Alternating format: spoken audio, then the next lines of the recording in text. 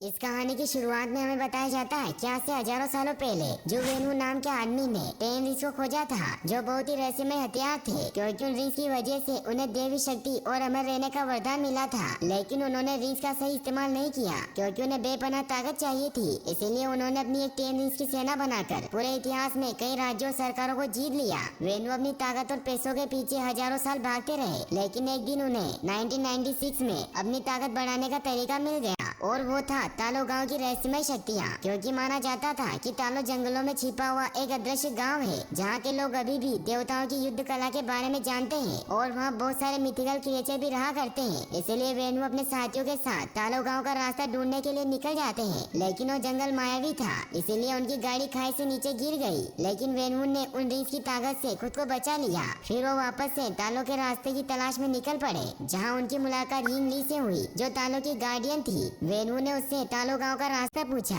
लेकिन यिंग ने उसे तालो का रास्ता बताने से मना कर दिया और कहा कि तालो में आपके लिए कोई जगह नहीं है। इसी बात को लेकर उन दोनों में लड़ाई शुरू हुई, लेकिन यिंग ली ने तालो की शक्तियों से वेनु को हरा दिया। मगर इस लड़ाई में उन दोनों को एक दूसरे से प्यार हो गया और उन दोनों के 2 बच्चे हुए, शांगची और शेलिंग। वेनु को अब अपना परिवार मिल गया था, इसीलिए उसने अब सब बुरे काम छोड़ दिए और उन रिंग्स को भी एक बॉक्स में बंद कर दिया। अब वो खुशी से रहने लगे थे। शांग अपनी माँ से पूछता है कि अगर डेड के रिंग्स इतने ताकतवर थे तो आपने उन्हें कैसे हरा दिया। तो यिंग उसे बताती है कि जहाँ से मैं हूँ वहाँ के सभी लोगों को महारक्षक ड्रैगन की जादुई शक्तियों का वरदान मिला है, और जिस पर हमारे ड्रैगन की कृपा होती है वो कई बड़े बड़े कारनामे कर सकता है। फिर यिंग अपने बेटे को एक लॉकेट देती है और उसे कहती है कि जब भी तुम्हें लगे कि तुम रास्ते से भटक गए हो तो ये तुम्हें घर का रास्ता दिखाएगा, इसीलिए हमेशा इसे अपने पास रखना। अब यिंग का पूरा परिवार खुश था। लेकिन एक दिन जब वेनु घर पर नहीं थे, तभी आयरन गैंग के लोग उनके घर पर आ गए, क्योंकि वेनु ने पहले उन्हें मिटाने की कोशिश की थी,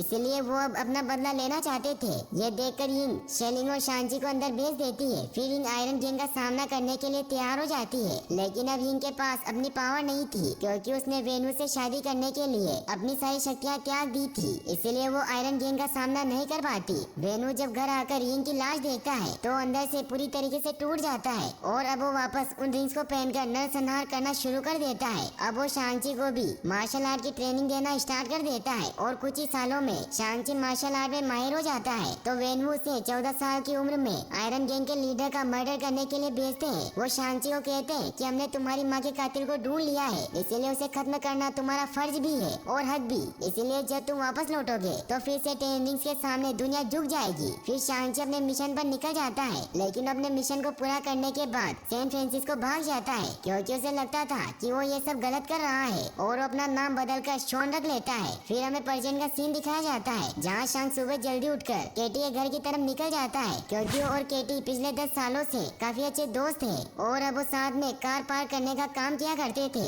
एक दिन जब वो बस से अपने काम पर जा रहे होते हैं तो कुछ 10 रिंग्स आदमी के लोग उन पर हमला कर देते हैं, जिन्हें वेनु ने शांची के गले में लगे लॉकेट को लेने के लिए भेजा था। शांची उन्हें वो लॉकेट नहीं देना चाहता था, क्योंकि उसकी माँ की आखिरी निशानी थी, इसीलिए उस पर हमला कर देता है और उन सभी आदमियों को मार देता है। लेकिन तभी रेजर फिस्ट उस पर हमला कर देता है, क्योंकि रेजर फिस्ट 10 रिंग्स का सबसे खतरनाक योद्धा था और उसकी तलवार किसी भी चीज को काट सकती थी। शांची उसके वहाँ से बचता जाता है, लेकिन रेजर फिस्ट की तलवार की वजह से उस बस के ब्रेक फेल हो जाते हैं, जिससे वो बस आउट ऑफ कंट्रोल हो जाती है और बस ड्राइवर भी बेहोश हो जाता है। तो केटी बस को चलाने लगती है और शांग रेजर फिस्ट से लड़ने लगता है, लेकिन रेजर फिस्ट की तलवार की वजह से बस के 2 हिस्से हो जाते हैं। ये देखकर शांग सभी लोगों को दूसरी साइड पर ले जाता है और वो रेजर फिस्ट को धक्का देकर बस के बैक साइड में पटक देता है, जिससे वो डिब्बा अलग होकर क्रैश हो जाता है। लेकिन रेजर फिस्ट शांची से वो लॉकेट लेने में कामयाब हो गया था। फिर दिखाया जाता है कि जब शांची घर वापस आता है तो मकाओ जाने की तैयारी करने लगता है, क्योंकि उसे पता था कि उसकी माँ ने उसकी बहन को भी सेम लॉकेट दिया था,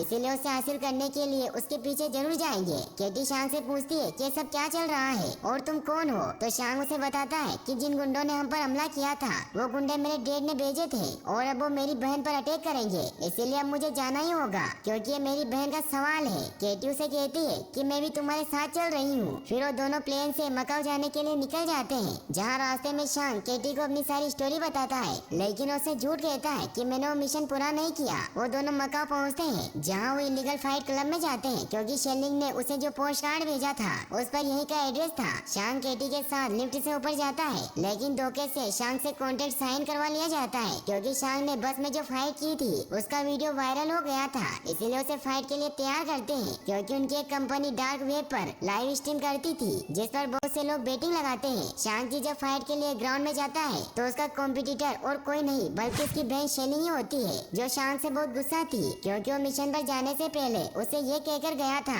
कि वो 3 दिन में वापस आ जाएगा, लेकिन वो वापस नहीं लौटा। इस बात से गुस्सा होकर शेलिंग उसे बहुत मारती है, जिससे शांग उस लड़ाई में हार जाता है। फिर मैच खत्म होने के बाद शेलिंग जब शांग से मिलती है तो उससे पूछती है कि तुम मुझसे क्या चाहते हो, तो शांग उसे कहता है कि 10 विंग्स आर्मी ने सैन फ्रांसिस्को में मुझ पर हमला किया था और वो मेरा लॉकेट ले गए और अब वो तुम्हारे पीछे आएंगे, क्योंकि तुम्हारे पास भी मॉम का सेम लॉकेट है और जरूर डेड हमारे लॉकेट से कुछ बुरा करना चाहते हैं। तो शेलिंग उसे कहती है कि जब तुम मुझे अकेला छोड़कर गए थे तब मुझे तुम्हारी जरूरत थी, लेकिन तुम नहीं लौटे, तो मैं समझ गई कि मुझे तुम्हारी कोई जरूरत नहीं है और मैंने ये जगह अपने दम पर बनाई है, इसीलिए ना तो मुझे पहले तुम्हारी जरूरत थी और ना अब है। तो शांग उसे कहता है कि फिर तुमने मुझे वो पोस्ट कार्ड क्यों भेजा, तो शेलिंग उसे कहती है कि ये पोस्ट कार्ड मैंने तुम्हें नहीं भेजा। तो इससे शांग समझ जाता है कि उसके डेड ने उसे फंसाया है। तभी वहाँ 10 रिंग्स के लोग आकर उन पर हमला कर देते हैं, लेकिन शेलिंग अपने साथियों के साथ वहाँ से निकल जाती है, मगर वो शांग और केटी को वहाँ अकेला छोड़ देती है। शांग वहाँ से भागने के लिए बिल्डिंग का कांच तोड़ देता है, वो केटी को भी बाहर आने को कहता है, लेकिन केटी डर रही होती है क्योंकि उसे बांस की डंडियों पर चलना था। तो शांग उसे कहता है कि एक बार हम नीचे चले गए तो हम यहाँ से भाग सकते हैं, तो केटी भी मान जाती है। फिर वो दोनों साथ में लिफ्ट तक जाने लगते हैं, लेकिन तभी 10 रिंग्स आर्मी के लोग उन्हें देख लेते हैं। तो शांग केटी को कहता है कि तुम आगे जाओ, मैं इन्हें रोकता हूँ। फिर शांग सभी लोगों से लड़ने लगता है। केटी जब आगे जाने लगती है तो एक फाइटर उस पर अटैक करके उसे नीचे गिरा देता है, लेकिन तभी शेलिंग वहाँ आकर उसे बचा लेती है। फिर शेलिंग और शांग साथ में 10 रिंग्स आर्मी के साथ लड़ने लग जाते हैं। शांग शेलिंग से कहता है कि तुम तो हमें मरने के लिए छोड़ गई थी, तो शेलिंग उसे कहती है कि अब तुम समझ गए होंगे कि जब कोई मुसीबत के वक्त तुम्हें छोड़कर चला जाता है तो कैसा लगता है। फिर वो दोनों मिलकर उन सभी आदमियों को मार देते हैं। तभी वहाँ 10 रिंग्स आर्मी का सबसे खतरनाक आदमी डेड डीलर आता है, जो शेलिंग पर अटैक करके उसे वो लॉकेट लेकर चला जाता है। ये देखकर शांग डेड डीलर के पीछे जाता है और उसे वहाँ से भागने से रोक लेता है। उन दोनों के बीच फाइट स्टार्ट होती है, लेकिन शांग में सालों का गुस्सा भरा हुआ था जब डेड डीलर ने उसे टॉर्चर किया था, इसीलिए उसे पकड़कर मारने लगता है। लेकिन तभी शांग के डेड वहाँ आकर उसे रोक लेते हैं। वो शांग को कहते हैं कि मुझे तुम्हारी बहुत याद आई। फिर वो उन सभी को लेकर घर जाते हैं, जहाँ 10 रिंग्स आर्मी उनका स्वागत करती है। शेलिंग केटी को अपने रूम में लेकर जाती है, जहाँ केटी शेलिंग से पूछती है कि क्या तुम्हारे डेड हमें भी मार देंगे। तो शेलिंग उसे कहती है कि अगर तुम चुपचाप रहोगी तो डेड भूल जाएंगे कि तुम यहाँ हो, क्योंकि माँ के जाने के बाद वो पूरी तरीके से बदल गए हैं। उन्हें लगता था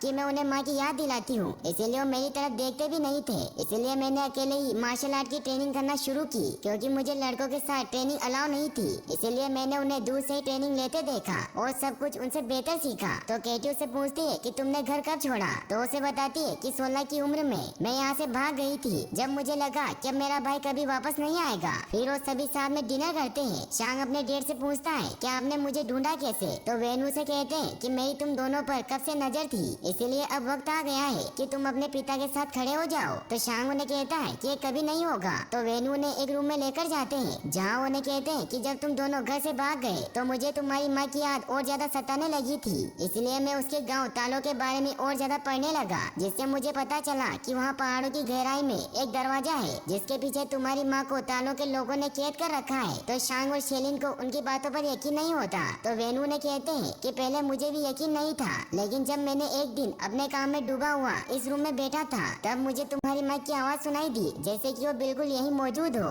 उसने कहा कि उसे मेरी मदद चाहिए। तो शांग उन्हें कहता है कि माँ के गाँव वाले ऐसा क्यों करेंगे। तो वेनू ने बताते हैं कि जब हमें प्यार हुआ तो तुम्हारी माँ चाहती थी कि हम तालों में साथ रहें, इसलिए उसने अपने बुजुर्गों से इजाजत मांगी, पर उन्होंने मना कर दिया। उन्होंने कहा कि मैं इस लायक नहीं हूँ। इससे वेनू को लगता है कि यिंग आज भी जिंदा है, लेकिन तालों के लोगों ने उसे कैद कर रखा है। तो शांग अपने डेड को समझाता है कि मोम अब जा चुकी है। तो वेनू उन्हें हॉल में लेकर जाते हैं, जहाँ उनकी मोम के दिए हुए लॉकेट को जैसे ही ड्रैगन की आंखों में लगाते हैं तो उसमें से बहुत सारा पानी निकलकर अचानक से फ्रीज हो जाता है, और जब वो पानी जैसे ही नीचे गिरता है तो उसमें से एक रास्ता बनने लगता है। तो वेनू ने बताते हैं कि तालों का रास्ता एक भूल भुलैया है, लेकिन जंगल के बीच एक सीधा रास्ता भी है जो साल में सिर्फ एक बार एकादशी के दिन खुलता है, लेकिन उसके लिए पता होना चाहिए कि रास्ता कब और कहाँ खुलेगा, और अब मुझे दोनों पता है। फिर वो अपनी पूरी 10 रिंग्स आर्मी को कहते हैं कि आज से 3 दिन बाद हम मेरी वाइफ को उसकी केस से आजाद करवा कर घर वापस लाएंगे। फिर वो शांग को कहते हैं कि मैं इसलिए तुम्हें यहाँ लाया हूँ ताकि तुम तुम्हारी माँ को घर लाने में मदद कर सको। तो शेलिंग उन्हें कहती है कि अगर गाँव वालों ने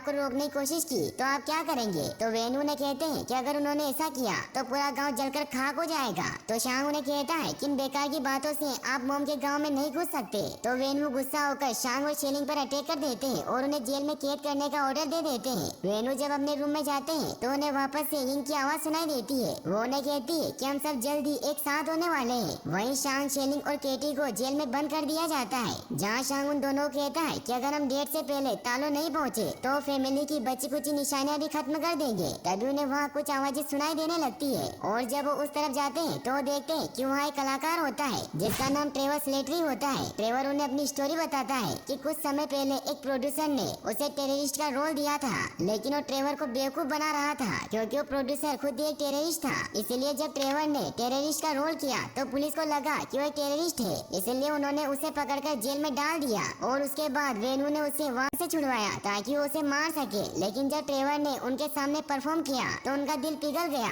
और जब से ही ट्रेवर उनके लिए हर हफ्ते शो करता है तभी वहाँ एक मिथिकल क्रिएचर आ जाता है, जिसे देखकर केटी और शांग काफी डर जाते हैं क्योंकि उसका सिर नहीं होता। तो ट्रेवर उन्हें बताता है कि मोरिस है और ये मुझसे बातें कर सकता है। फिर ट्रेवर उन्हें कहता है कि मोरिस कह रहा है कि तुम्हें जानता है क्योंकि तुम्हारी मोम के साथ तालों में बड़ा हुआ था, लेकिन तुम्हारे पिता ने मायावी जंगल में रास्ता ढूंढते वक्त इसे वहाँ से चुरा लिया था और अब ये चाहता है कि तुम इसे घर ले जाओ। तो शांग उन्हें कहता है कि अगर मेरे बस में होता तो मैं इसे वापस जरूर लेकर जाता, लेकिन मेरे डेट के हिसाब से वो रास्ता सिर्फ साल में एक ही बार खुलता है। तो ट्रेवर कहता है कि मोरिस कह रहा है कि यह तुम्हें अभी भी वहाँ लेकर जा सकता है और तुम उस भूल भुलैया को पार कर सकते हो, लेकिन ये बहुत खतरनाक है क्योंकि आज तक इससे कोई जीते जी पार नहीं कर पाया। तो केटी से कहती है कि हम यहाँ से कैसे निकलेंगे। तभी शेलिंग वहाँ सुरंग का रास्ता ढूंढ लेती है और वो शांग को बताती है कि डेड ने पूरे कॉम्प्लेक्स के नीचे एक सुरंग बनवाई है और पिछली बार में वहीं से भागी थी। फिर वो सभी वहाँ से सीधे गैराज तक जाते हैं जहाँ से वो रेजर फिश की गाड़ी लेकर निकल जाते हैं, लेकिन गार्ड को इस बारे में पता चल जाता है, इसीलिए वो वहाँ उन्हें रोकने के लिए आ जाते हैं। तो दूसरे रास्ते से वहाँ से भागने लगते हैं, लेकिन वो रास्ता सिर्फ फिंगरप्रिंट से ही खुलता था। इसलिए जब 10 विंग्स आर्मी के लोग उन्हें रोकने की कोशिश करते हैं तो वो एक एक करके सभी को मारने लगते हैं और एक आदमी की मदद से उस डोर को खोल लेते हैं, जिससे वो सेफली वहाँ से निकल जाते हैं। सुबह होते होते वो उस जंगल तक पहुँचते हैं। मोरिस उन्हें रास्ता बताता जाता है जिससे वो उस मायावी जंगल से बचते हुए एक झरने तक पहुँचते हैं, जहाँ जब वो जैसे झरने के अंदर जाते हैं तो वाटर एकदम फ्रीज हो जाता है और वो एक सीक्रेट रास्ते से सीधा तालों में पहुँचते हैं, जहाँ वो देखते हैं कि वहाँ बहुत सारे मिथिकल क्रिएचर होते हैं। फिर वो तालो गांव में पहुँचते हैं, जहाँ शांग सभी को अपना इंट्रोडक्शन देता है, लेकिन वो सब उनकी बात नहीं सुनते और उन पर अटैक करने लगते हैं। तभी वहाँ यिंगली की बहन नान आ जाती है जो उन्हें ऐसा करने से रोक लेती है। वो शांग और शेलिंग से कहती है कि मैं तुम्हारी मौसी हूँ। वो उन दोनों से मिलकर बहुत खुश होती है। शांग नान को कहता है कि हमारे पास टाइम कम है क्योंकि हमारे डेड यहाँ अटैक करने के लिए आ रहे हैं। तो नान उन्हें अपने साथ नदी के किनारे लेकर जाती है, जहाँ उन्हें बताती है कि हम काले द्वार के रखवाले हैं और तुम्हारी दुनिया को उन बुराइयों से बचाते हैं जो इस द्वार के पीछे कैद है। तो शांग उन्हें कहता है कि हमारे डेड उसी द्वार को खोलने आ रहे हैं क्योंकि उन्हें लगता है कि माँ वही कैद है। तो नान उनसे पूछती है कि उन्हें ऐसा क्यों लगता है। तो शेलिंग उन्हें बताती है कि उन्हें मदद मांगते हुए